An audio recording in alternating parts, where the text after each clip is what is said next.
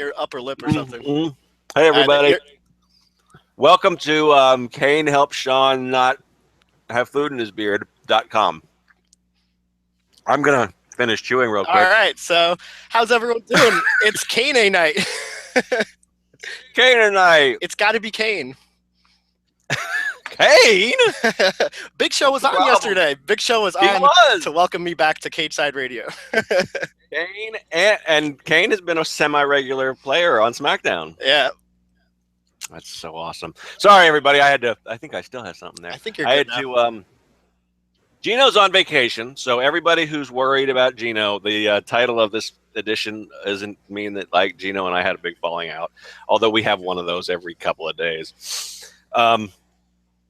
No, he's on a much-needed, well-deserved vacation this week, so didn't want to skip CSL, though, so I got my man Cain A night. How's everyone doing? Everyone? There you go. It's just you, Sean. Yeah, I'm good. How are you? I'm doing very well. Cain is going to endeavor to not speak fast, I guess. Oh, right. Yes. I think you've been doing well with it. I don't listen to any shows, but I haven't heard anybody complain. So, so that's it. So that's what we got. Well, if I'm going too fast, feel free to tell me to know my role and shut my mouth. I have never had a problem keeping up with you. I don't know. Maybe that's my we're East Coast guys. Exactly. It's my Northeast background, but I don't know. I never really had a problem with it. But yeah, we got to consider everybody. So, let's see. We are here to talk about. Do you watch anything? You mostly watch Raw now, right? I mean, I watch Raw. I watched the SmackDown pay-per-views at least. I check out some SmackDown stuff, but it's like when Undertaker was on SmackDown a few weeks ago, I checked out a good chunk of that episode. Because I wanted to see the Undertaker. But I don't know. You're the perfect guest host for Geno because you guys are the exact same kind of fan. I haven't watched Japan in a while. See? But I don't hate on the cruiserweights though. When I see these cruiserweights on Raw, I enjoy their matches even as the crowd is very silent. Yeah, well, we'll get to that, I guess. So off the air in the pre-show, the award-winning pre-show, we were talking about the Undertaker's limp. And Cain thinks it's all work. It's all a work. Working a shoot into a work. Marks, work, shoot. I don't know. It's a work. HH. Yeah. I think it could be, but he's also old as hell and gets his hip operated on every year. So yeah, it could be both. It's like both, right? It's both. It's mostly true, but they're also. I think they don't mind promoting the message out there that he's limping around, so that so people get more like, oh no, and then boom, he comes back and everyone's amazed. Do you think he'll be on SmackDown? Are you tuning into SmackDown tonight to see if he shows up? I gotta figure that. You know what? I guess I might. I'll have to think about it, Sean. I haven't. All right. Well, don't commit. I don't want to pressure you into anything. Right. I might have to fit it into my schedule. So yeah, we'll see. Apparently, also everybody on that show's injured. Apparently, limping around. Right. But AJ's supposed to. He's pumping up his match on Twitter today. So I mean, him and Ellsworth. Maybe. Yeah. Not that he needs to be at 100% for that exactly. Do you think he just squashes him in 2 seconds and then the Undertaker comes out? I hope so. Or they'll do some sort of shenanigans with Ambrose or something still. I mean, I don't think AJ's going to be called on to do a whole lot in that match. Right. Hey, if AJ and Undertaker are going to wrestle at the Rumble, it could be the battle of the limps. They could somehow work that into the gimmick, right. I bet Undertaker has a better limp, though. I don't know. Right. I think he's been practicing longer. But that's SmackDown, and we're here to talk about Monday Night Raw. And we're probably actually going to talk about it. Because that's what I do when Geno's not around. I don't have a winning personality to just yell about. The only dick we're gonna talk about is probably Enzo's. We're not gonna get into too many other. We can if you want. It's just we might not naturally get there. Well, you watched the SmackDown pay-per-view. We almost saw AJ's butthole. So. I was mesmerized. I was watching the show with Jolie, the lovely Jolie Machen. She's amazing, and we were both staring at AJ's butthole, hoping for. We were talking earlier in the show, by the way, about how Ziggler we were like less impressed with Ziggler's ass of late, okay? And we wanted some like more ass wiggling from Ziggler and stuff. Like he wasn't flaunting his ass off as much, and I don't know. Styles was trying to make up for it, so we were very happy with AJ Styles until there was blood, though. When there was blood there, it's just kind of like, yeah, that kind of ruins it. Not pleasant, but you know, are your issues with Ziggler's ass? Now we're getting to the good stuff. Is his ass lesser? I mean, has he like been doing the wrong kind of exercises, or is it just not emphasizing it in his performance as much? I think it's like, yeah, definitely the latter. You know, we gotta get more ass play in there. Come on, Ziggler, and more. It's more about, I think in general, Ziggler is just less. His physical peak was probably, you know, a few years ago, just in general. So it's just a natural decline of your ass. You know what I mean? It happens over time. You know. That's sad. That is sad. I think my ass is held up pretty well though. But I don't know. I don't actually get to look at it. It's one of those things you really got to take. Right. I mean, I guess you know, you can selfie, take pictures. Right. You can be like JoJo and take pictures of your ass and put them on Instagram every day. But yeah, I grab a cheek or two every now and then. I think my ass is doing okay right now. Nice. All right, so Monday Night Raw. I'm trying to picture out how I would grab my own ass to gauge. I don't know, because I would just be starting now, so I don't have a comparison sake. Right. I don't know. Damn it. Now this is going to bother me the rest of the day. All right, but Raw. So we got the show, a Seth Rollins promo. I'm struggling with babyface Seth Rollins, Sean. He has to mention that he broke up the Shield again. Yep, that's what I was going to bring up too. Yep. It's like the Paul Heyman, conquered the streak thing, where it's like you're a heel when you say that, even though it's true, yep. And you're going to get the heel reaction. You're going to get booed, and his whole storyline, like he called out Triple H for the first time in 3 months, basically. Right now he's going to do it. And it seems out of nowhere. And I mean, look. Behind the scenes, I'm sure it's a matter of Triple H. He knows when to put himself in his comebacks for the best ratings possibilities. So he knows to go away for football season. If you remember 2 years ago, the Survivor Series, the Authority was fired thing. Hey, guess what? They missed. The Authority was gone for December, and they came back for the Royal Rumble. Huh? What do you know? Yeah. So Triple H is probably not going to show up until January at the earliest. But I guess they figured out whatever they're doing with Triple H and Rollins in terms of, is it going to be the Rumble or is it going to be at WrestleMania? So I guess they got to get his name back in there. Yeah, I guess most people don't realize that, but. I don't know. I'd be curious to find, somebody who doesn't read wrestling websites and stuff. Like, why do you think he hasn't mentioned it for 3 months? Right. But it is, yeah. Do you think it's kind of obvious to us? Do you think it makes Kevin Owens seem like a lesser foe, if you will, in the totem pole, because Rollins is basically like you're my ends to getting what I really want, which is Triple H? I mean, I don't think it makes it any more. This isn't going to make any sense. I don't think it makes it any more lesser than he already has. Okay, yeah, I understand. I mean, I don't think. I mean, I am not one who thinks that Owens has been buried or whatever. But it's been very much your first WWE title run. It's the same Jericho's first. I mean, as much as. All these, and that's the thing we've got to remember is, like, in the long view, they're still bringing up Jericho's the first undisputed champion and beat The Rock and Stone Cold in the same night. However many, 15 years later or whatever.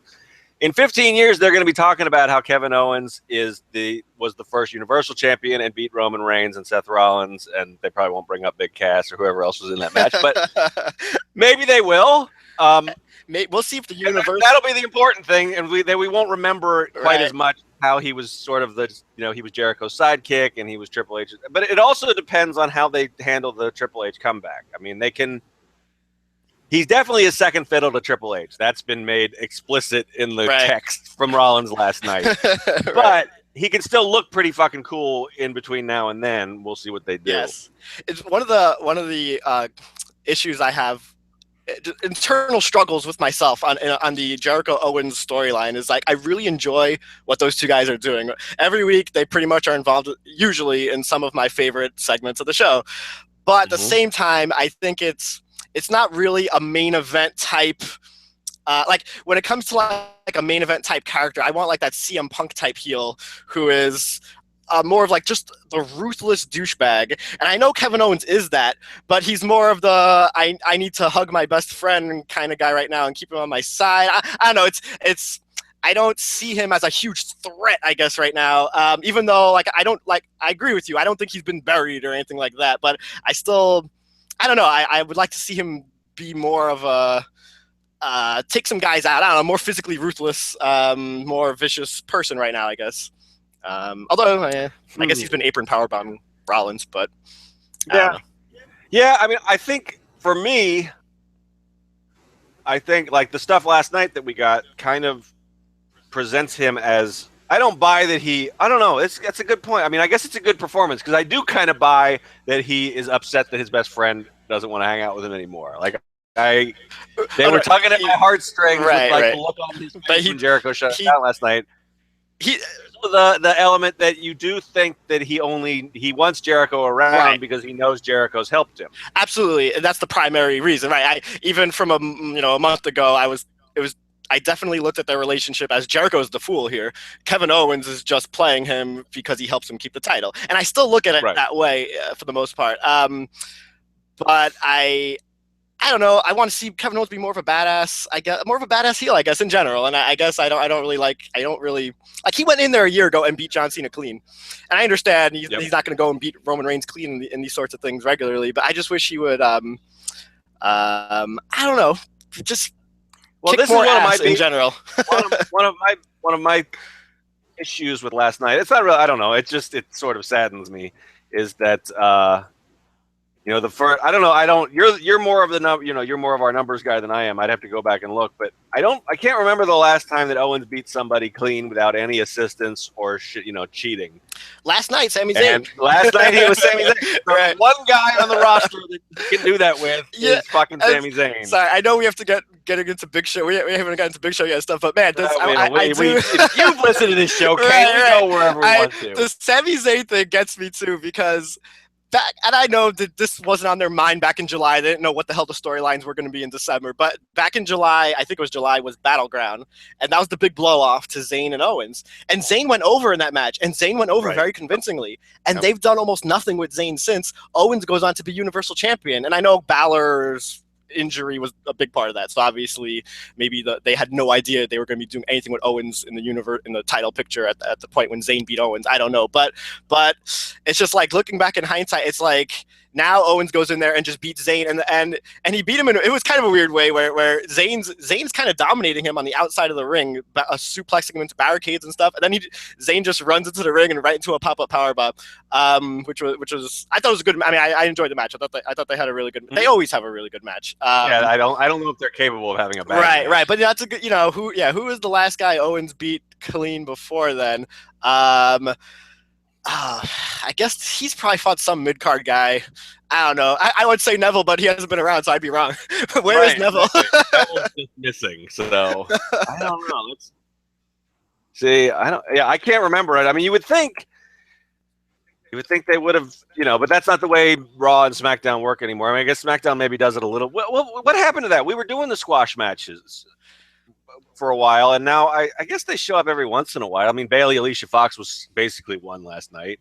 Right, there was the Mark Henry with Mark Henry over Titus, Bayley, and then there was another quick one. It was like a 3-minute match against Daivari. It wasn't a squash, but right. But bringing in some local guy for Owens to beat up so Owens looks like a badass is not something that they do on Raw, right? At all. And so I wish they would do this for some of the other guys besides Braun Strowman and Nia Jax. I would like to see, and Bayley got it for a few weeks, but what the hell is Jinder Mahal on the roster for? I mean, get him out there. He hasn't even been in a backstage segment like preaching, philosophy or whatever he was doing before. When I was watching the pay-per-view with Jolie, she hasn't watched much wrestling of late, so I actually chatted with her on Twitter like a couple months ago for the first time in like a year. So I'm up. So I miss you, Jolie. If you tune in, not for me, of course, but for your boy Cain. I'm trying to catch her up to speed on some things. Then she asked me out of the blue, like, "Oh, isn't Jinder Mahal on the roster?" And I had to think about it. I was like, "Yeah, he is. I think like he was on in the post brand split. Like I think right away. Didn't he beat Heath Slater or something?" And I can't remember the last time I've seen Jinder Mahal. The last time I remember seeing him was it was in a backstage thing with Jeri-KO in the list. Okay, he was involved in the list. And that was like a month. I mean, that had to be at least a month ago. So right. I don't know. Yeah. He doesn't have the staying power of James Ellsworth. He's no James Ellsworth. He's no Rhino. I guess, well, Rhino's probably on his way back out now, too. But yeah, they took those guys out real fast at the pay-per-view. Yep. So we got Big Show beard. What the hell are we talking about? Oh, yeah, Big Show. Yeah, so here's the jobber to show up because Seth Rollins beat him, technically. So it was weird. I thought, once again, this is going back into the struggles of babyface Seth Rollins trying to get over as babyface.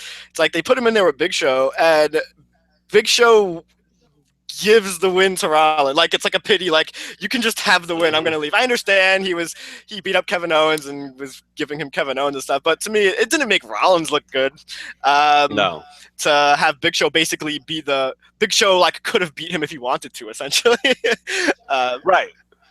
Big Show could have beat him if he wanted to, and then our big baby face picked up a man who had been knocked unconscious and delivered another move to him. Good job there, tough guy. What did you think of Big Show's beard? How do you like the beard? That is a hell of a beard, I will tell you that. He looks good. He slimmed down a lot. Yeah. The beard is a hell of a decision. I'll tell you. I don't know. I would think like slim down, like with maybe 5 o'clock shadow beard, Big Show would be a really good look for him. This looks more like Wyatt family Big Show. Yeah. Like I've been trapped. The reason I lost weight is because I've been like trying to kill deer with my bare hands while I've been trapped in the woods. Not necessarily the best look for him. Yes, and the jokes write themselves, right? He came out to face Rollins at Owens' behest, so he's a heel. But midway through, he turns face. Right. Yes.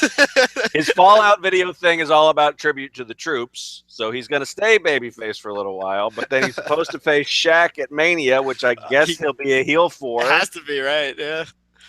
So, God, I mean, it's like meta at this point, I guess. Right. They know all the things, all the jokes we're going to make, so they just they put it on the tee for us and let us make the jokes. He really should get a T-shirt with just the dates if they have someone who keeps track of these things. Just the dates. No, they don't need words on it. Just the dates of all his turns. I don't know. That'd be pretty small font. Right. Actually, yeah, it wouldn't be a great shirt. Someone would buy it though. It's true. Somebody will buy everything. There's. Let's see. What else? We got well, I agree with you on the I don't know what to do. What do you think they should do about the Rollins babyface thing? I don't know, right? Because it's one thing to rant and complain, and then what's your solution? And I don't really know the answer. They got a problem because the way they turned Rollins wasn't a convincing turn. Triple H beat him up, and then Rollins is like, well, I'm not your favorite anymore. So like, I don't know what you can do to salvage that. Like, he has to just kick Triple H's ass, I think, as soon as possible. Like, beat the fuck out of that guy and look cool doing it, and then hopefully that'll set him on his way. I don't know, but I think the idea is for him to be hot before that. So I don't know. Well, I mean, that's what I'm on the same page. I mean, basically, they screwed up. If they were going to turn him babyface, it should have been right when he came back from injury, before he bragged about injuring Balor. Right. Because that's the other thing, which they're smart enough to at least not mention that anymore. They do have to mention the Shield stuff, but I don't know. I mean, I would mostly keep him quiet and let his ring work do the talking. And if he's going to say, he needs to have something. He needs to have a better "I blew up the Shield" thing, other than whatever he said last night. Like, and that taught me that you have to take responsibility for your actions. Like, what the fuck is that? Right. It was dumb, right? I don't remember exactly, but yeah, it was like, that is not convincing at all. Like, I mean, I feel like, I don't know. I guess it's not something that wrestling characters do, but fucking apologizing would be like epically babyface. Like, if he just like, you know what, Dean and Roman, I'd like to call you out here. And then not slapping the nose off of his face like Charlotte did to her father last night. Like, legitimately just saying, I saw a chance to do something. I took it, but looking back on it, I fucked up. We're brothers, and that should mean more than that. And I apologize. He'd be babyface for life. Right. Me. You know what? That's a good point. I'm going on. He needs to beat Triple H as soon as possible. No, he needs to apologize first. Just do it. Show remorse. I mean, those guys are either idiots or very forgiving because they're willing to three-man power bombs with you whenever the opportunity arises. So look, Roman Reigns, call him out and say sorry. Roman Reigns is the smartest guy in the room right now because Seth Rollins is essentially doing his dirty work for him because according to Seth Rollins' logic, the only way you can get to Kevin Owens is you have to take out Chris Jericho. So Roman Reigns should be worried about Chris Jericho right now, but he doesn't have to be because Rollins is going to be dealing with Chris Jericho. So Roman Reigns right now is in a good spot. Hey, yeah, Seth, take care of my, henchman, take care of my problems with Jericho that I might have in the future, and so I can have a one-on-one with Owens, hopefully. So we're probably going to skip some stuff, but you've watched the show. We're going to jump around. Do you buy? So I like the Reigns. I don't think he's like the Machiavellian guy. He's not the puppet master, but he's taken what Owens and Jericho are giving him, and he's pressing their buttons a little bit. So he does kind of look like a smart dude. Right, he looks smart. But he doesn't look like an idiot, which is right. Well, that's progress. right, it is. Right. No, yeah, the way Roman looks like they're doing fine with Roman right now in terms of that. If the goal is for him to they're not going to turn him heel, right? So sticking with what they're doing with him, and they want him to be. Do you think? Sorry, this is a little bit of a tangent. Do you think Owens Reigns title? I don't know if it's going to be title for title or just Owens titles on the line. But they keep what they've been doing on house shows is that it's just the right. On house shows, it's just the United States title, and then Roman wins. Right. And I think, I don't know. I don't think both titles are going to be on the line at Roadblock. End of the line. Like end of the line, right? The final roadblock before Roadblock is next week, right? Anyway, right. Do you think Charlotte and Sasha will get to main event Roadblock over Owens and Reigns? And maybe the way I worded that is kind of shitty. Not will they get to, but which one will be the main event? Or which one will go on last? I guess. Yeah. I have no doubt they're gonna do the co-main event branding shit. Sure, right. When Sasha and Bayley did the Iron Man in NXT, it wasn't the main event, right? No. The Iron Man was the main. It was. Oh, it was. Right. Oh, okay. Brooklyn was their first. Okay. Their first match wasn't, and then nobody paid a whole lot of attention to Owens Balor, which was the main event. Gotcha. At Respect, which was just it wasn't as big a show because it was just at Full Sail, but that did go on last. Okay. Right. Yeah. My guess is, if I had to bet right now, I would say it doesn't go on last, but I'm not super confident in that. I don't know. Some of it depends on the booking too. If they're going to book Roman Reigns to go over, he's probably going to main event. Right. Yeah. And if Ric Flair is going to turn heel in that match, I don't know. I guess you could end the show with that, but everyone expects it. Yeah. So I don't know. Ric Flair actually gives me that. The fact that he's probably going to play a factor in it probably goes to like it main eventing, and the fact that it's a December. It's a fucking Sunday before Christmas. Who the hell's watching this shit live anyway? Right. Other than us nerds, I don't know. I would. Man, I don't know. I think they should. I guess. The ratings. We'll see what the ratings did last night. Right. But they held the audience for their last match. They're like an epic fucking feud. So, and if this is really going to be the blow off, it would. Since they've already main evented one. Right. I think it makes sense for this to main event. It seems like a bigger deal match to me than Owens versus Reigns, basically. Yeah. So I don't know. It'll be very interesting to see. Because like you said, I think, with Reigns being the personal project of pretty much everybody backstage, I think at this point. If he's going over, I would bet that goes on last. But yeah. I don't know. That may be the most interesting thing about Roadblock is the match order. See? Look. What the fuck are you asking me for, match order, man? I'm trying to. I don't. You've seen my predictions record. I am not the one to ask. That was because there were no New Day matches on the TLC pay-per-view, so that's why you didn't do so well. I'm not going to make any excuses. I shit the bed in the TLC predictions, but I was also trying to be a little bit. I don't want to say like cheeky, but I was trying to think outside the box. No, like, I want to like, if upsets happen, I want to be the guy that picked. Right. I looked quickly in the comments, and someone was like, "I disagree with Sean on everything," basically. So I looked back, and that's why I looked back at your predictions. But this is before the show, and you were like the lone man on an island on 3 of the 6 matches, I think, or something like that. And you got one of them. You were the only one who got Becky losing, so you got that. And I almost picked Ambrose, so I could have been 1-5. Alexa could have been my my only one I got right. You had a good run. You had a good run, I think, leading up to that for a while. I think. Yeah, I was doing all right. Yeah. I get bored when I look at those predictions posts and we all and they're all the same. thing. Right? Yeah. So because we don't look at those, the only person who sees those ahead of time is Geno. Right. So we all send them to him. There's your how the sausage is made, because I know nobody cares about that. But anyway. Sorry, one of the complaints I get sometimes is like, why you should count in the title matches when it comes to grading those things. It should be who retains who has the not like DQ should not the winner, right? Yeah. And it's like, I get it. Like, in theory, that sounds great, but it's hard to communicate that to all of us. Like, hey, everyone, don't pick that. Pick the, it's just easier to just pick the winner. Well, and I thought, like, for Survivor Series, I sent in who I thought would survive in the match, because I thought the year before Geno made us do that, but I don't know. That might have just been my head. Right. I don't know, but I was the only one that did that. We don't coordinate anything. So just if you're listening, if you're Cage Sider, just know we are a hot mess backstage. So that's all. But there's Jack Gallagher to talk about. There is Jack Gallagher, that gorgeously pale ginger Brit. So this is my first experience with Jack Gallagher. So what did you think? Video package was awesome. I was like, yes, I want to see more of this man. And the match itself was, it wasn't like, I guess, I don't know. It wasn't a great debut, I don't think, but I don't know that it was bad. It was, I guess I would have liked for him to dominate the match a little more, but I guess part of his appeal is his counters and stuff. I don't know. Right. It was okay, but they gotta do more with him, obviously, on Raw for him to get over than just a Daivari feud. Which I'm glad at least Daivari attacked him after the match, because they need to do more than just random cruiserweight guys fighting each other with no follow-up storyline or anything. So I thought it was okay for the most part, and I want to see more of him. Well, there you go. I mean, he's.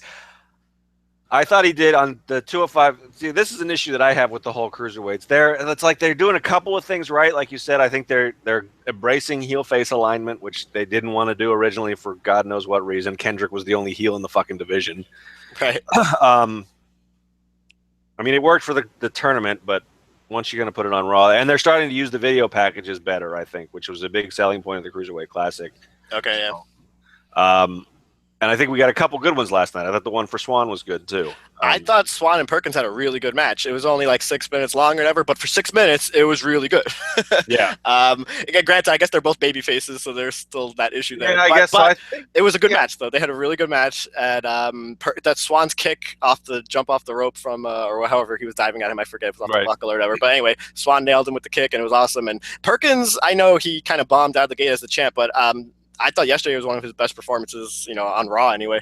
He's a good wrestler, and I think we didn't see it last night. See, this is where I'm not sure how. I guess they're figuring out on the fly how they're going to connect 205 Live to Raw. Right. But I mean, they were starting. Well, they were doing this on Raw too, where, well, maybe I can't even remember. I don't know. I think they're teasing a TJ Perkins heel turn. Much of that last night. Does he need a new, like, he's the video game entrance guy right now? Does that work? Does that work with a heel? It works for me as a heel, because it's always annoyed the shit out of me. Okay. One thing that's funny is I don't know if you noticed it on his video.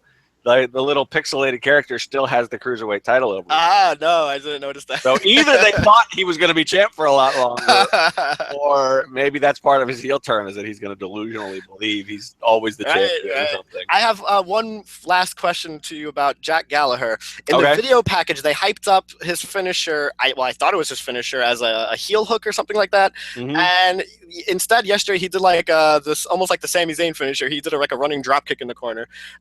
Is that like his move, or what's his move? Do you know? I mean, his signature move that everybody knows him for is where he actually ties the person in like a knot and then kicks him in the ass. So which we got on 205 Live, but so I don't know what the heel hook is news to me. I don't watch him as much as somebody like Reverend Cain has. Right. But I'm not aware of the heel hook being, so I don't know. I think it's all work in progress stuff. Right. All right. Gotcha. But yeah, I thought this was this is my other thing with the 205 Live Raw stuff is this is another rematch. This was on the debut episode last week. It's like there's a division full of guys. I understand you want to build a few of them, but I think they should be trying to get exposure to more of them. And maybe we will. Maybe Maybe we won't, but we already know we're getting one rematch on 205 Live tonight. We're getting Swan Kendrick again. So the first 2 episodes of that show will be main evented by the same match. Right. We'll probably get Gallagher Daivari again because we got that last week, and now that's a hot feud. Right. I mean, I don't know. I feel like they start to do a couple of things right.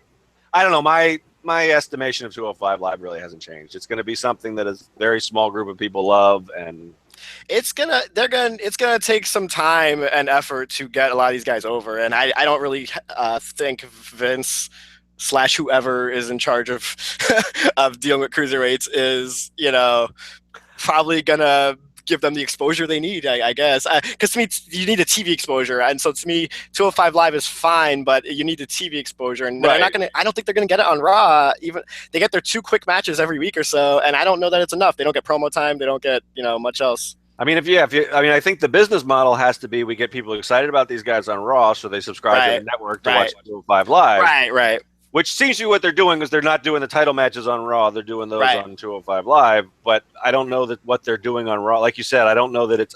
I was when the Swan Perkins match started, I was a little bit optimistic because it sounded like people were into Swan, like the video package. Right. Having known that he won, people got into him. But as the match went on, they sort of fizzled out, which is the exact opposite of what you want. Right. So.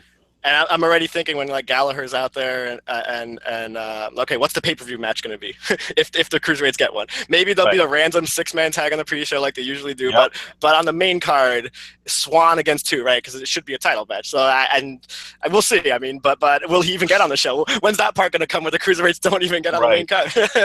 You don't know. Yeah. So I don't know. I mean, Gallagher, he's a guy who I think could break out really big for them, but he's kind of a tough sell. So I think that, I'm trying to, during the Cruiserweight Classic, he was using the running drop kick as his finish. Okay. Pretty sure. The best thing about the heel hook thing, like I said, all I know is this is the first I've heard of the heel hook. So maybe, you know what? I could be botching something here. He mentioned. No, I remember hearing it. Okay, he mentioned something in the video package that wasn't used in that match. Some submission or something. But my favorite part of Raw, by the way, and I'm gonna. I guess if this means more Jack Gallagher, I will absolutely sign up. And Geno will fire me when he hears this. My favorite part of Raw, there was no Braun Strowman. No Braun Strowman. I will take Sami Zayn versus Kevin Owens every week if it means I don't have to watch Braun Strowman stand there and be terrible. So I was very happy to not have Braun Strowman. Mike, I was going to say you won't get fired because you're his dedicated baseball chat guy now that Geno has gone from a man who in one of our first podcasts together told me that anyone who likes baseball is dumb and wrong to someone who's completely obsessed with the sport. But yeah, I was shocked he wasn't on. I mean, and they didn't do anything with the Foley Zayn angle either. Right. They just punted that whole. And so as I'm watching the show, I'm always thinking about the pay-per-view. What's the pay-per-view going to be? And so for Zayn and Strowman now, I don't know, and that's fine with me. I don't need Strowman on pay-per-view. let me address Strowman a little more specifically here, because I know a lot of cage siders are on the Strowman bandwagon. So here's my main issue. Well, first of all, just for me, I hate when guys get pushed based on look. Okay, I want the talent in the ring, and I don't believe he's talented in the ring. So that's the primary thing. It's like a worse version of Ryback, basically. Like, to me, he's crappier than Ryback, and I was always against Ryback just because Ryback was a big dude, so he got pushed. But it's also this, to me, in today's WWE, the television content, they are desperate to fill out television content. They need guys who can wrestle long matches. Braun Strowman, until he shows them that he's able to wrestle a good 10-minute match, I don't think he's someone they should be wasting time on pushing. And because I always look at it, if you're going to be an upper card or main event guy, you have to be able to do. And 10 is conservative. On pay-per-view, you got to go 15 minutes if you're going to be an upper card guy eventually. And I don't think he's able to do that right now. And to put on a good 15-minute match, I maybe some people say that he's the monster gimmick. He shouldn't put on 10-minute, 15-minute matches. And to me, then it's not interesting to me. I don't want to see that doesn't appeal to me, certainly. I don't want to see Braun Strowman just go in there and squash Sami Zayn in 2 minutes on the pay-per-view and then squash. I don't know. I want to see good wrestling matches on the pay-per-view, and I don't think Braun Strowman is capable of delivering that right now. So I'm not interested in him getting pushed. When I see him getting pushed, it annoys the hell out of me. So so that's my issue with Braun Strowman. Can he put on a good 10-minute match right now? I think the answer is no. Probably not. I mean, I wouldn't bet on it. I guess And I'm somewhere. I mean, I'm somewhere in between you and Geno. I guess where I think they've got enough time that you can fill a show with a mix of both. I right. think a guy like Strowman in 2016 is a really it's like a really interesting like problem for creative to solve. Like how do you keep him interesting? And maybe that's why, because this is the second time this feud has sort of gone on pause, right? Because before Survivor Series, Right. we had like 3 weeks of Sammy versus Braun, and then we forgot about it for a couple weeks so that Braun could join the team. And maybe that's what they're doing here. Maybe they're trying to drag this feud out to fucking Mania because they don't know. This is the one idea they have for Strowman. So right. My fear is that this could be a great Sami Zayn underdog story that gets him over, but I don't see Strowman to lose. I've talked to some cage-siders about that, and that's what they've told me, is that this is what Zayn needs, the underdog story, and I just don't see the booking going the way. I don't see Sami Zayn coming out better in this storyline. To me, he's just a tool to get Braun Strowman over, not the other way around. Yeah, if it was the other way around, cool, I'm up for it then. But you don't know, right, until it happens. But I don't see Braun Strowman is the guy who's put in the Survivor Series main event, not the big men's match, not Sami Zayn. Like, Braun Strowman is the guy they're pushing right now. It's not Sami Zayn. Sami Zayn is the jobber for Kevin Owens. Sami Zayn is he's doing the jobs right now. So I don't really see that. To me, that's a very low probability outcome, I guess. Yeah. But the one thing I guess I see with Strowman, and this works with Gallagher, is one thing that appeals to me with Gallagher is he's very different from everyone else. Right. And you need that. That's with the 3-hour freaking show, you need different. And Gallagher has that. And so I guess for some people, Strowman brings that. He's the monster. He's the one like super duper monster guy. And I've just seen so many Vince McMahon monsters fail that I have no interest in watching another one fail. And to me, this is total fail. It's going to fail if it's Roman Reigns they try to put him against for Mania, whoever it is, it's going to fail because in my estimation, Strowman can't bring it in the ring right now when you need him to give you a good 10-minute match. So that's my main issue. And we were talking before about, you wish maybe Kevin Owens would get some of these squash matches or whoever, some of the other guys. Every time I see Braun Strowman squashing someone, I say to myself, this is before Cesaro was a tag team. Cesaro could be squashing this guy and make it look like a badass. Someone else, like someone who can then pay it off better at the end, who can give you better matches down the line than Braun Strowman. So yeah, fuck Braun Strowman. All right. I'm down with that. I'm okay. That's usually one of my big opportunity cost argument too. Like, right. Okay, so we're spending all this time on this guy. What could we do with that with other people? So you just all you had to do is say Cesaro to me, and I'm right. And we talked briefly in the cage side offices about American Alpha not getting any burn on the main cards of any of the SmackDown pay-per-views yet, and Braun Strowman outside of Survivor Series, like, has he done anything on the main cards of pay-per-views? I don't think so. And like you said, I think part of it is because they don't want him to lose. Right. You can't you just have him do a squash match on the it's weird. It's like how can you fit him in a pay-per-view right now? He's going to be in the Rumble match probably and get eliminated by Goldberg or Lesnar or something. So that works. He can work. Or 17 guys. Right. He makes sense. And he makes sense in group matches. I don't mind the big dude in group matches. Survivor Series, I didn't mind him in Survivor Series because he can work in that kind of match. You can hide his weaknesses in a 5-on-5 match. When he was with the Wyatts, I didn't mind him either because once again, he's in a group. And so to me, he's better in group matches and group atmosphere and not in a one-on-one situation. So end of rant. All right, there you go. Yeah, I was surprised. And that's never a good sign for like me, is I didn't realize that he wasn't on until later. I'm like, oh, hey, Braun Strowman wasn't there. Like, I wasn't outraged in the moment. I mean, I guess because I was thinking, I think WWE.com's preview for the match had played up the Sammy Foley stuff, so I was surprised that wasn't there, but I didn't. Yeah, I don't know. It's interesting. Nia Jax is in the same situation in terms of they had done nothing with her on the pay-per-views, right? I think she wrestled Alicia on a pre-show once, and I think she was in the Survivor Series match. But once again, because she just squashes people, there's not really a feud in place for her to wrestle on pay-per-view. Right. And so they're done. What I'm assuming is going to happen is Sasha's going to move on to Jax. I'm assuming Sasha loses to Charlotte. Who knows? Lots of I don't know. But I'm assuming Nia Jax is going to be dealing with Sasha in the new year. But I don't know. We'll see. Yeah. I think Sasha moves on to Nia, but I don't know whether that's a title feud or not. That's right. And I'm worried because I like Sasha a lot, and if Sasha comes out the loser, she's going to lose to they're saving Nia Jax to beat people, aren't they? I don't think they're saving Nia Jax to have Nia Jax lose to someone. I don't know. It's like sort of like the Strowman issue with me. I'm not really impressed with Nia Jax right now. I don't want to see her go over Sasha Banks, but we'll see. We'll see what happens. I will tell you, breaking news update. Geno's horrible at vacation. He Oh. texted me to say, and I'll read it verbatim. Kane's done, period. No Strowman on Raw, and he's happy, question mark. Cut his mic and fire him on the air right now. Yeah. Which I'm actually surprised. I didn't think, I was expecting we would get a Geno run in, but I thought he'd be running into the offices to talk about the Chris Sale trade, not that. So. Ooh, I'm behind. That just happened. Well, I'll talk about it. We'll get to it Well, later.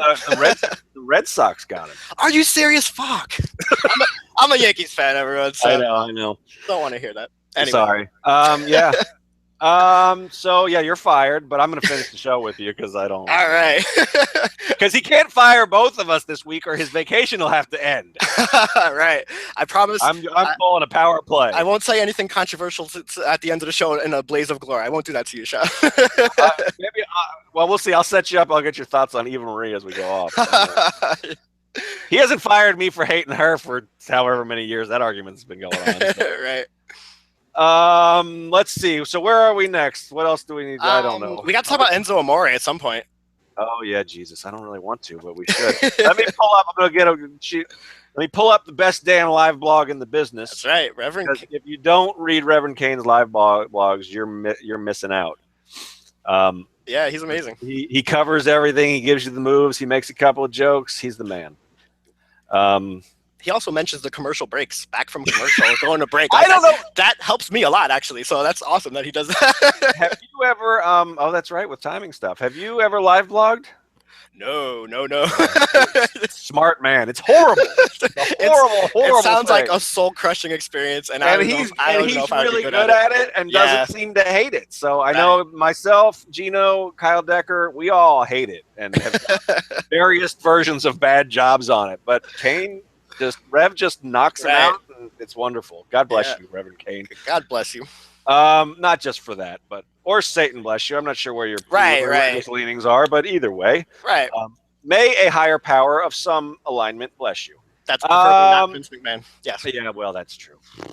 All right, so we talked about that. That's that. So Foley only showed up once. Speaking of people who weren't around a lot, right? That was at the Kevin Owens segment, and we needed an episode where Foley was not around a lot. So, I'm a huge fan of Mick Foley. Me too. I even have more rope with him in terms of this current role. I mean, I'm not giving up on him, but we need a little break. Yep. It was very nice to not hear him scream while crying about something. Right. All right, so we talked. So Owen Zayn was a good match, but I don't really have anything else to say about it. We've seen them have good matches for a long time. Right. So we're in general. So on the, how do you feel about the Jeri-KO Owens breakup? How is that working for you? I feel like they're going to get back together again. Like this is just a little blip in the road, because I feel like the big breakup moment needs to be something either physical or you're on the list kind of a promo segment. And unless that's going to be like before, do you think that would happen before Roadblock? Yeah, probably not. I don't know. I think so. I think this is going to go on longer beyond Roadblock. I don't think they're completely broken up yet. I think Jeri-KO, they're going to help each other. Maybe Jeri-KO will still find a way to help him win at Roadblock. I don't know. This could be a whole like heel play right here where they're pretending to be broken up so that Jeri-KO could still find a way to help him at Roadblock. And you won't see it coming for like the third pay-per-view in a row or whatever it is. Right. I don't know. But I think there's going to be a bigger actual moment when they break up than what we've seen so far. I don't think it's just Jeri-KO backstage saying, no, get away from me and whatever. I think they will be back together at some point, and then Jeri-KO will eventually put him on the list, or Owens will just beat the shit out of him. Maybe if Owens loses his title or something, I don't know. Yeah, you know what? Because one thing that I was thinking about it is, so far there hasn't really been a traditional turn for either one of them. Right. This falling out. I mean, I guess Jeri-KO sort of started to do, I mean, like the list wasn't on the show, which bums me out. Right. So I wonder, I think maybe you're right. Maybe this is a swerve to get us through Roadblock. Then maybe the split comes at the Rumble, building to their match at Mania. Right. Because it looks like Mania is probably when Jeri-KO checks out. He's got Fozzy dates in late April. He's got his book comes out in August. Right. So you think Jeri-KO... They got to release a new album this year, so... Jeri-KO Owens you see at more likely at Mania than you think than Rumble? I would think. I mean, maybe I don't know or maybe they do it both places. I guess possibly. I don't know. I Right. mean, because I'm guessing, especially with how this first part of the breakup has gone on, is that Right. that Jericho is going to become a more of a babyface guy and Right. Right. get massive heat on Owens, and which is probably how it should be. I mean, I don't think there's any. Raw's got enough baby faces with the Shield guys. They don't really need another mega baby face in Owens. So, Yep. so yeah, I mean, I think you're probably right. They've been doing a really good job for me with their performances and sucking me Yeah. into actually caring. So I haven't Right. thought too much about the behind the scenes shit, which is nice. So Right. I also thought this I'm jumping around again, but in the Jericho Reigns match, they fucking sold. I jumped out of my seat after the code Oh. breaker when Cole Yes. said he did it, and Yes. they were looking to each other for the ref's call. They fooled me on that, even That though match, well, that was a really, really good match, and that tease right there, that false finish, whatever you want to call it, was awesome. And to all the Jericho haters out there, screw you guys. Jericho was pretty great in that match. Yeah. suck it. Yeah, I'm kind of with. Yeah, I mean, I am not. I mean, I'm not. I won't say that like 2016 Jericho matches are reaching the level of like 2006 Jericho matches, but Right. he's come a long way from where he was when he first came back, and to me, he still tells a great story. So Right. that's the Jericho, important. That's the important if thing I- for me. If I had to run off my list of my 5 favorite performers in WWE this year, Jericho probably makes the list. Yep. I mean, I always look forward to seeing that guy, and he always brings it on the mic, and he's good enough in the ring for what I expect or demand, whatever the word is. I'm not disappointed in his ring performance. I think he's good. So. Yeah. Yeah. Well, I will listen to other people's criticisms of it because I'm not the best. I'm not the best evaluator of those things, and I'm a fucking Jericho-holic from way back. Right, so. I'm not the best evaluator either. I know it works for me. Let's put it that way. And Yeah, what he there you does go. works for me. So. And that's that's the bottom line because Stone Cold said so. But because it's fucking subjective, it is Right.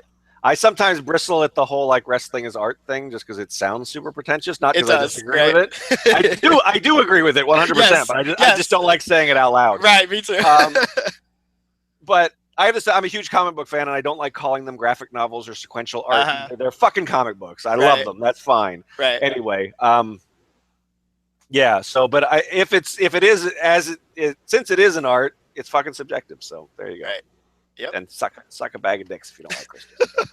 So anyway, so yeah, I like that match too. But now I jumped around. Back to the live blog. Where are we? All right. So we did Sasha challenged the Iron Man match. We sort of talked about that a little bit. We talked about Swan Perkins. Yep. So some people are upset. Before we get to the main thing that upset people last night, some people that I saw on the Twitter machine were also upset because Bayley's feud with Alicia Fox was kind of over Cedric Alexander. Right. I wasn't upset with that. I just thought it was a dumb. I don't know. She gave a Bailey bear or something. Is that a new thing, by the way? She gave a Bailey bear. I know. I meant to look that up. I mean, Okay. they must be selling them. They were plugging them too much, So she gave a Bailey bear, and Alicia got jealous. I mean, that kind of fits Alicia's character, I guess. Not that it's the greatest character, but Alicia's like a crazy woman, right? I mean, that's that's like I know. Yeah. WWE has a lot. That might be fucked up, but it's true. That's her character. Right. So I don't know. Look, Alicia has been getting very little TV time prior to Survivor Series. She got a little bit, because they needed her for Survivor Series in the tag match. If this is a way for Alicia to get on TV, I think it's fine. This isn't getting your main event spotlight. This isn't getting like such a huge spotlight that I think it's a problem if that's how they get her a quick little reason for a match on TV. It's better than having a random match with Bailey and Alicia for no reason. Right. I don't think this was like an offensive reason for me. Anyway, I don't know. I wasn't bothered by that reason. Well, here's my thing is, I didn't pay as close attention to it as maybe as I did. I was doing posts for the site at the same time as maybe I could have. But yeah, my sense is it's not like Bailey was macking on Cedric. Right. Bailey was handing out teddy bears and giving hugs to him the way she does to everyone on Earth. Right. Alicia's the one who took it to that level. So, right. Yeah. Bailey doesn't look bad in that situation, right?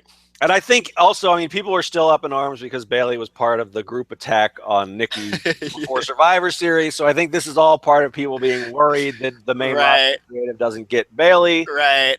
Which is a worry that I share, but I don't think this was that big of a deal. Right. I didn't think Bailey in a gang attack was a big deal either. Although I agree that there are definitely people probably should be concerned about Bailey on the main roster, but I don't think these little reasons are really why.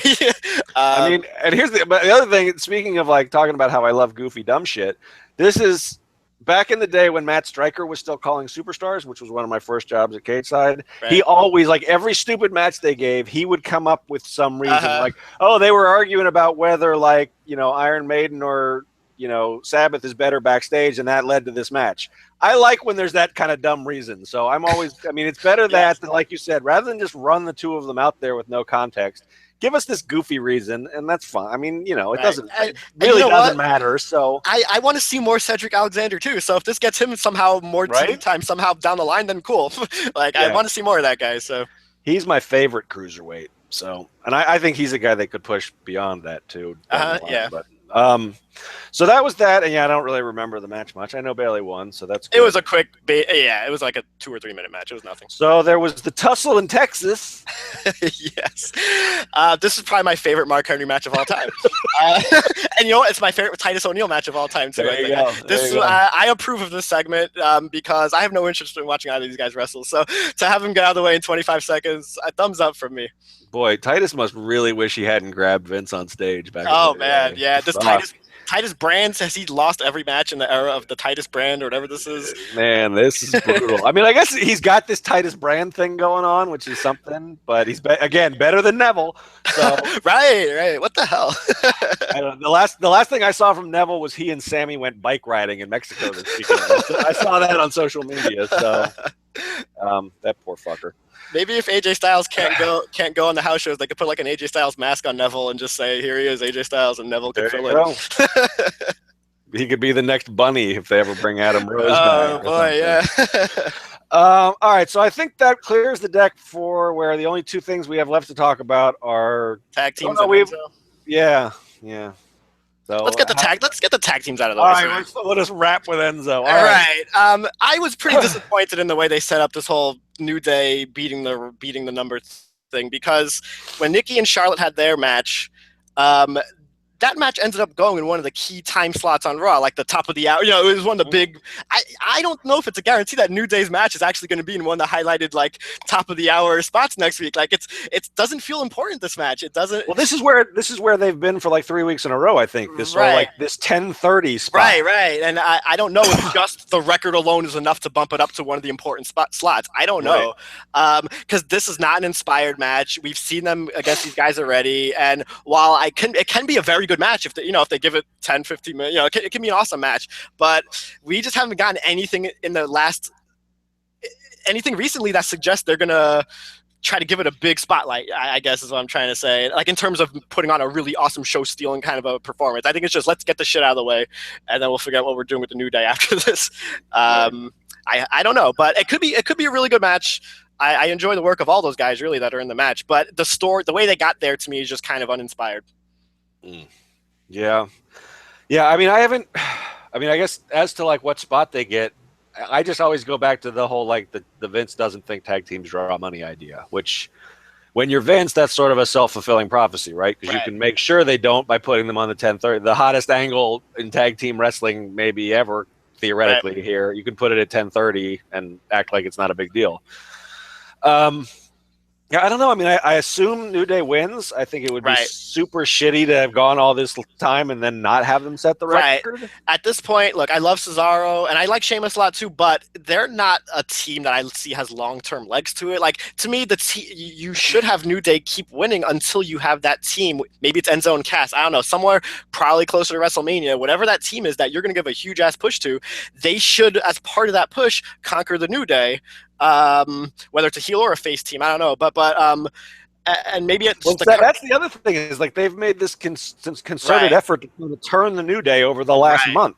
Right, it's been kind of confusing because they do cheat to win their matches, but they're not full-fledged heels like in their antics and like the way they present themselves. So I don't really know. I don't think WWE really knows what they're doing. But I think that's what I say. I think it's just, let's get through this number and then we'll figure out what we're doing now. And part of it is the brand split, because there are no other teams on Raw besides these other two teams that you take seriously. No one takes Shining Stars. No one takes Golden Truth seriously. Like, if they could, what maybe would have been the coolest thing to do from an interest standpoint for next week, although you'd have to risk the purity of the brand split, is have a SmackDown team come in, like American Alpha or someone who they have not faced, who's like, oh shit.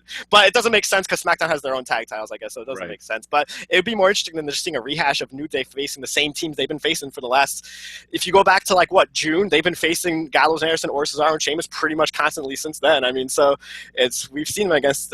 I know Cesaro, Sheamus is more recent than the summer stuff. But what they had, there was like a VOD before the brand split. There was vaudeville. That's right. Yeah, the vaudeville. I mean, I don't know. I'm trying to think. I can't think of anybody else. So that's one of the problems with the New Day's reign. And I'm not a hater of the New Day. I really enjoy their stuff. I'm not either, I would like to see them go longer until they, like I said, until they have an interesting feud that warrants dropping the titles. The biggest problem for them is they don't have any interesting teams for them to face. That's been the problem this entire time. Just about the best part of New Day's tag run may have been their matches with Cesaro and Kid back in the summer of 15, right?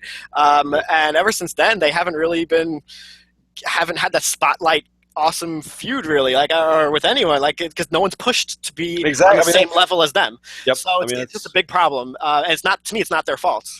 Yeah, that's what I would say. It's the fault of maybe other teams not stepping up and WWE Creative for not having any sort of angle that anybody cares about, that they've just been right.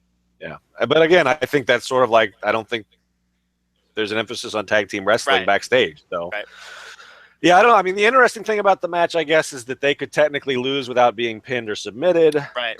The triple threat. So it could be an awesome match. I mean, depending on how they want to go with it. Obviously, all those guys can work a really great match. So it could be awesome. And I kind of I don't know. I sort of think, I was talking about this last week, I kind of think they might be setting up Cesaro and Sheamus to be the ones to beat them, but it's just, I don't think they'll do it next week. But to me, again, that's sort of proof that a year ago with Charlotte and Nikki, the big match on Raw to tie the record, or I think it was to tie the record, ended in a shitty finish where the twin magic thing where Stephanie had to come out and reverse it, right? So, and then the week after the record was broken on pay-per-view is when Charlotte won. They could, I guess, do something here where they get through it, and then the week after Cesaro wins. But it sounds like such a disappointing way to do it. But you're right. But it's right there for them because they would have they'd break the record on Tuesday and then Roadblock. And who else are they going to wrestle at Roadblock? Yeah. There's no one else to wrestle. Are they going to throw the Shining Stars in there and make it a four-way? There's nothing else for them to do at Roadblock. You're right. And it is the end of the line. Oh shit. All right. So that's that. All right. So I don't know. Do you have any thoughts on the Charlotte Ric Flair stuff? I guess before we. My only thought really on that is that I was hoping so badly. This ties into Enzo. I was hoping so badly that when Charlotte calls out Rick to apologize and his theme music hit, that there's a 20-second delay and he never comes out, and then Charlotte gets this look on her face like Big Cass got, and then she realizes what's going on, and then they cut away to the hotel room and Ric Flair's in his underwear getting destroyed by Rusev. I thought that would have been hilarious, but we didn't get that. I think I don't know. Ric Flair, I respect what the guy's done and everything throughout his career, but I kind of see this going in a way that I don't think is going to be very interesting. I think he's going to turn on Sasha, and Sasha's going to end up looking like an idiot. She pointed out herself in her promo yesterday. Basically, she said, oh yeah, he screwed me over at WrestleMania, but he doesn't deserve to be treated this way. So it's I know you're a babyface, but you don't have to be super nice to everyone. You could just be fuck that guy. or I don't know. She's going to end up trusting him, and I guess she's not going to get the pep talk from Sting, or maybe Sting will convince her to trust. He will convince her to trust him, I guess. Maybe Sting is in Charlotte's corner for the match, and then both Flair screw Sting over somehow. I don't know, but that would be continuity. I just Charlotte has the streak, and I don't think they're going to end the streak. What do you think the plausibility is of Charlotte Ronda Rousey at WrestleMania? Is that just pure fantasy bullshit, or is there a small remote chance that's what they're doing the streak for? Or there's no way in hell Ronda Rousey would ever get clearance to do a match at WrestleMania? To my guess is that that's sort of too soon. I mean, Rousey's got another match coming up, and she could. I mean, if she wins that match, she said she's winding down her career. But if she wins that match, Dana's going to want to use her again. Right. If she loses that match, as we saw the last time she lost, there's no telling if she won't. Fucking retire and go into hiding or something. Right. I don't say that as a slam on her. I mean, she struggled with her mental health after the last one. Yeah. That may be a problem again. So at this point, I think it's too early. I think if she shows up now, it would be for something wacky like last time. Okay. So that's I could be wrong, but. Right. Okay. Well, then maybe the streak is vulnerable on this pay-per-view then. I don't know. But I'm really excited about the match. I do want to see the match. This particular segment from yesterday, I mean, it was fine. It wasn't bad. I thought Charlotte, I thought, did pretty well playing the kind of evil, bitchy character. Old man crying Ric Flair doesn't really do it for me, but he kind of has to be old man crying, I guess, in the storyline. I don't know. I thought this was one of my favorite Charlotte performances. That's that's really my only thing I wanted to bring up. I mean, I thought they did, by virtue of how good her performance was, I think they added some heat that it needed. I think certain people have already decided, I'm done with this, I don't want to see it anymore. But I think for a lot of people, the more personal it is, the easier it is to look past that, and I think they succeed. Especially when Sasha's build to it is not like I hate Charlotte. It's like I hate Charlotte, but she's the best, or it's back to this whole like respect bullshit. Which I guess she's the baby face, but I mean, hopefully Sasha's next promo is going to be like, I'm going to fucking destroy that bitch. Right, she needs to follow up with that. I respect her, right. Right, because so Charlotte just threw her fucking head first into a post, so yeah. So yeah, she needs to be very angry about this. Yeah, I am, and I'm somebody who's like constantly on the fence about Charlotte. Like, is she progressing? Is she not? I mean, I definitely see she's very talented, and I see the potential that WWE sees, but I'm always like, for me, she's always sort of like one step forward, one step back. Uh-huh. And this to me was a big step forward. I thought this was. Yeah. I thought she sold it. I thought the aftermath stuff was. The whole kicking Sasha toward her dad. Like, there's your trophy. I was like, that is badass. Yes, yeah, it was very effective. Yeah, I was a big fan of this. All right, so Enzo Amore and this whole thing that started with. Let everybody remember, this started because Cass locked Enzo out of the showers and Lana saw his dick. Right. This is the impetus for this program. So, all right. So last night, this thing went on forever, too. That's the other thing about it. This wasn't like one throwaway thing. This was a show-long story where Lana and Rusev, we find out eventually Lana and Rusev have this scheme to get back at Enzo and Cass for saying rude shit about Lana last week. So again, if you're in the camp of Rusev is the biggest babyface in the company, there's some evidence for that here. At the beginning, anyway. So they do all this stuff. Lana says she's having issues with Rusev. She gives Enzo her hotel key and texts him a very flattering, tasteful picture of her face, because that's, we all know that's what people do before hotel room hookups. I was so hoping it would be a picture of AJ Styles' butthole. I was really hoping. Missed opportunity. I think Enzo would have run for that too. Yes. Enzo was trying to get an Uber in a city where they don't have Uber. Right. But Ric Flair was there, and he's a big pimp. So, of course, once he found out Enzo was trying to get laid, he gave Enzo a limo. You know what? I gotta say, okay, I know a lot of people.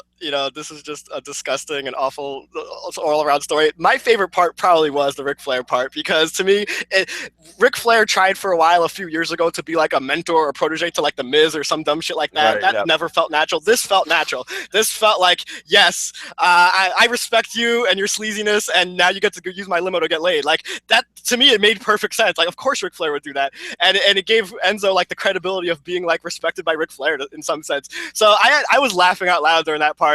Because I thought that was hilarious that Ric Flair would be like, "Yes, man, go get some with my limo." So I enjoyed that part, even though it's very sleazy. Yeah, I thought it was. I didn't have a problem with Flair's part in it. I mean, that's Ric Flair. That's Ric Flair, right? This is the guy who, in real life, was like telling lies about having slept with Halle Berry like 3 weeks ago or whatever. Right. Well, that's why I envisioned him being in the hotel as well, because I figured after he hears from Enzo what's going down, Ric Flair's going to show up too. I got next. Right. Let's see, apologize and make up with my daughter, or try to get some action. Yeah, Ric Flair would probably choose the latter. Yeah. So that happened, and so Enzo got to the hotel and immediately showed that he's having second thoughts about it. He almost doesn't knock on the door. When he does knock on the door, he tries to just tell her he's not going to stay. So she lures him in by crying. He goes to console her. Then she starts to actually like take clothes off of people and pressure him into doing it. And then once he's naked, Rusev comes, well, not naked. Once he's in his drawers, Rusev reveals that he's been in the bathroom the whole time and proceeds to lay a uncomfortably long beatdown on Enzo in the hotel room. While, of course, the part I skipped is Cass and Rusev were supposed to have a match. So this is all part of Rusev and Lana's evil scheme. They kept Cass at the arena waiting for the match while Rusev snuck off, and then Cass realized what's going on because Cass is the brains of the operation. Had borrowed the timekeeper's cell phone to try to call Enzo, Now, but Enzo wouldn't pick up the phone. I got a couple questions here. So he has, I guess, just a couple. Okay. I guess he has Enzo's phone number memorized. Okay, so apparently, I mean, yes. It did take him a while though. If you watch it, I thought he was texting. Right. No, he should have had Kevin Nash on backup to text him or to text. I guess Nash only texts. Kevin Nash only knows his own number, okay, though. Right, That's right. it. Yeah. Because I'm thinking Big Cass is like the next Diesel, right? But anyway, so yeah, I guess he should have sent him a text. I guess, right, instead of calling, or once he didn't answer, send him some text, right, or maybe do that first. I don't know, but they fell for the trap. Yep, they sure did. I think so. All right. Yep. Go ahead. You know what? As far as I actually. For the most part, I enjoyed the Enzo stuff on the show because, to me, the alternative would have been an Enzo match.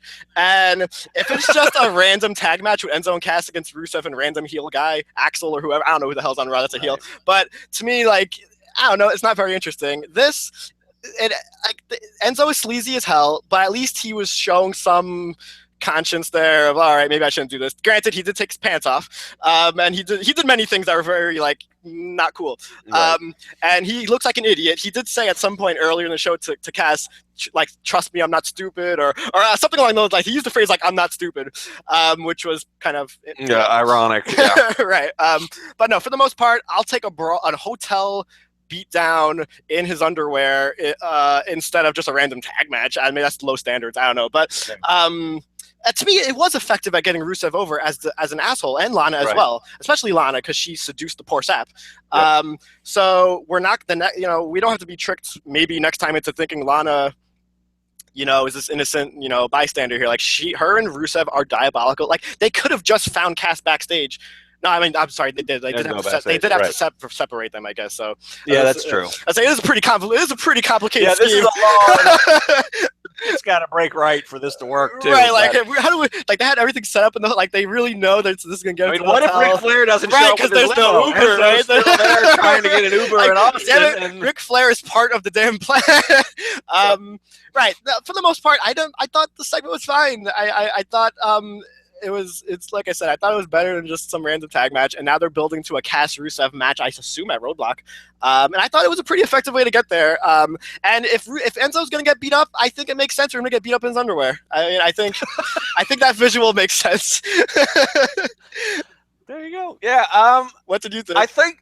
I think they got to where they needed to get to. I think there were some they probably didn't need to make it so fucking creepy along the way. Lana bending over and the whole thing. Yeah, that was unnecessary. And I mean, I'm not going to like fucking parse the pro wrestling angle, but I mean, Enzo said no, and then she's like, take your pants off. I mean, right. Yeah.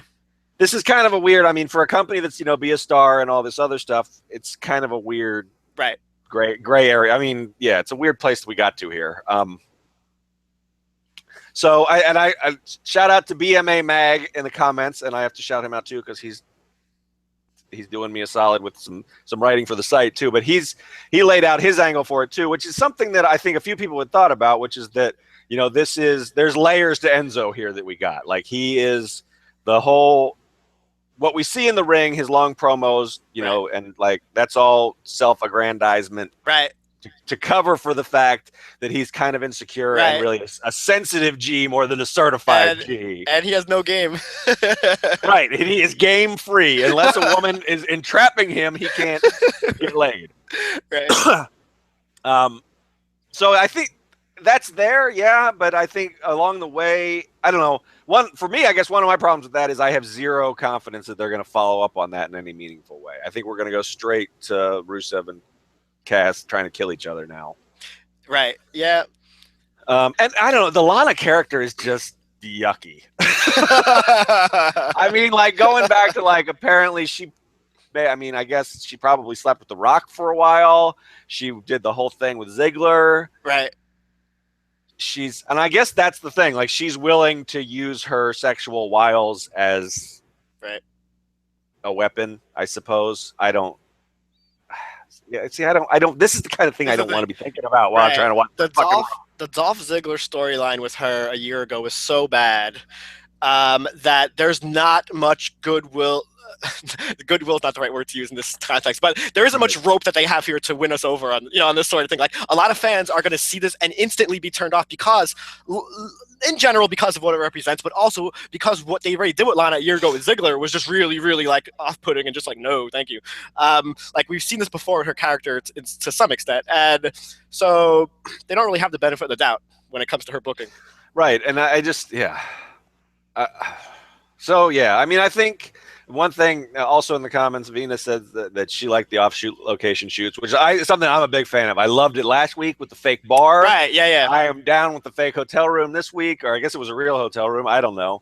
And like you said, I think this is for a lot of people and even early on in the show, for a lot of people were like, well, why am I supposed to boo Rusev again? This is why you're supposed to boo Rusev, because he will use his wife as a lure, right, to ambush men in their underwear. Right. I mean, it doesn't get much more clear-cut villainous than that. And then not just that, but drag his unconscious body outside the room and then presumably have sex with his wife, right, while the guy's knocked out. And put the do not disturb sign up, and then I mean, this all actually turned you on too. The fact that your wife was about to cheat on you and you got to beat up a man in his underwear was foreplay. This guy's like a psycho, right? So yeah, which whatever you're into is cool, man, but that's a little intense. Right. Very evil to me.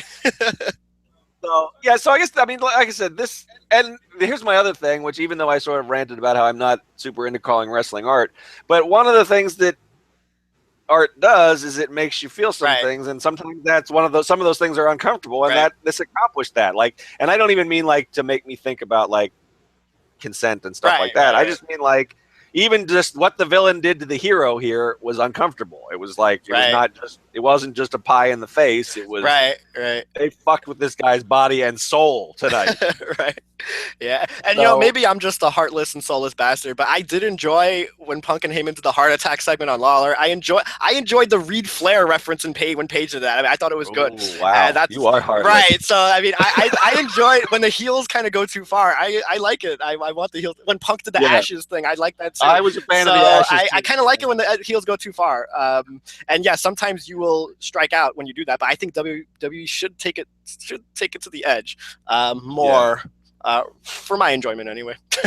and I also think, for me, some of the problem, like I said, the problems with last night's story with Zoe and Cass and Rusev and Lana wasn't so much in how they were presented last night. It's how they've been presented going back, and not just Lana, but also Enzo. And right. It's like, it wasn't like we've always thought that Enzo might be sensitive. It was like that was something they introduced last night, at least as far as I noticed. Right. So. Yeah. Yeah, I don't know. I mean, and I guess, they got people talking about it, and that's always one of their jobs as a marketing promotional company. So, hey, I don't know. Does this put Enzo on the shelf until after Roadblock? Does he make his big return at Roadblock to take out Rusev? Or does it not matter? Yeah, I don't. Do you think Big Cass is like someone that they're kind of protecting for the most part? Do you think he's going to go in there and just whoop Rusev's ass at Roadblock? Assuming they do that match. I mean, I think Cass wins. Right. I think it's very clear what Rusev's role in the roster is. I mean, he's upper mid-card heel that gets beat by the baby faces, ready to go to the next level. Right. So, yeah. Okay. No, this is fine.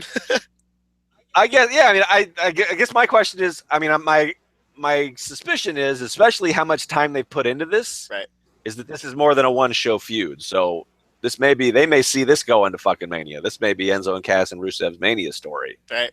Gotta get Rusev a partner. Who's gonna join him? He needs someone on his side. I don't know. Jinder Mahal. No. Jinder Mahal. There you go. Maybe I have no idea. Actually, I don't know. That's one thing that's funny, by the way. I scrounge around WWE's website for pictures for I'm a creep. I'm a creep. Okay, so I usually after Raw, after SmackDown. You write for the site, Kane. You could have just said, "I'm Right. looking for pictures for my post." Right, that's the truth. but anyway. But I do spend a lot of time looking at the ones where people's assholes are shown. Right. I was thinking they were gonna like black and white out the AJ Styles photos, but anyway. There's every week there's usually one Rusev picture where he's just screaming. Like it's a photo of him just his mouth open and he's screaming. And it's just it's like it perfectly fits Rusev's character. So if he's gonna get a bud, he needs someone who's equally as like angry and like manly and macho and angry and as he is. Like I don't know who that guy is, if there even is one. He's pretty manly. Like I said, it could be Axel, it could be Bo Dallas. Bo Dallas is a guy that they spent like a month building what to was have that? him disappear. What was that? There was a month where he was the squash guy. He was squashing jobbers. And I think was Neville one of his jobbers? Whatever it was. Know. He went over jobbers and maybe one established guy, and then nothing. Which I'm fine with that, but I just don't know. I think he's doing house shows and main event now, but that's again, it seems like that's my opportunity cost thing. It's like, do we really do we really need to spend a month's worth of squashes to have this guy just so he can be over at house shows? Maybe you do. I mean, I don't know, but I still don't think anybody's buying a ticket to fucking Bo Leave as much as I like the guy, but. Yeah, I agree. So I don't know, but he would work. He's angry and actually is kind of a big dude too. It just not as big as his brother, so you don't think about it. Right. Well, there you go. I don't know. Well, if they're ever going to push Rusev, then he needs a sidekick to take his beatings for him. But that's true. Just like Enzo takes the beatings for his guys. And that is Enzo's job forever. His job right now is to make sure he never gets another concussion from a ring rope. Right. All right. So that was Raw. So overall, what'd you think? Was it? I liked the show. I thought it was above average, where the baseline for average, I guess, is the brand split era. I don't know. I thought it was good. I enjoyed Reigns Jeri-KO a lot. I thought Zane Owens was good, and Perkins Swan I thought was good. And for the most part, I enjoyed the Charlotte segment and even the Enzo stuff. A lot of it I did like. So I thought it was a pretty good show. I think they've been on a pretty decent roll the last couple of weeks, actually. They're kind of settled in. I think, we joke about it, but some of it is this like the on-location shoots. Right. It helps to break up the 3-hour show a little bit. Right, definitely. Which I still think that's the biggest disadvantage that Raw has, is having to fill out that third fucking hour. It is. If they could come in at 2 hours, we'd all be talking about what a great show it was a lot more often. A lot of people, I think, they don't believe that criticism, or they're not too sensitive to it. They say, bullshit, it's more uncreative. And sure, there's lots of problems to go around, but think about this. How long has the push of Roman Reigns been going on? This idea he could be the guy. The 3-hour Raw has been a thing for over 4 years now. Yep. Like it's more of a soul crushing thing than the Roman Reigns push. And this is just my opinion, obviously, but even in the Daniel Bryan time, 3-hour Raw had tons of issues. There were plenty of weeks where I was like, oh God, not another 3-hour Raw. Like, sure, I'll enjoy Daniel Bryan's segment, but no, this is too long. Like, it's not like this is a new thing. Like, 3 hours has always been too long. Well, I remember like the Occupy Raw thing where he like brought everybody to the ring. Wasn't that was like at 10 o'clock? That was like that would have been a great end of the show, but it wasn't. There was more Raw to come. Right. Yeah. And in the long that's why I think as wrestling fans, a lot of times we sort of have to remember this has been my thinking on the Sasha Charlotte thing too, is like in 2 years you're probably not going to remember that it was every other week that these guys fought. You're going to remember that this was an intense feud. Right. Because there's no wrestling. WWE doesn't end. There's never a final episode. Right. So, yeah, we got a lot to come, and sometimes even in the same night.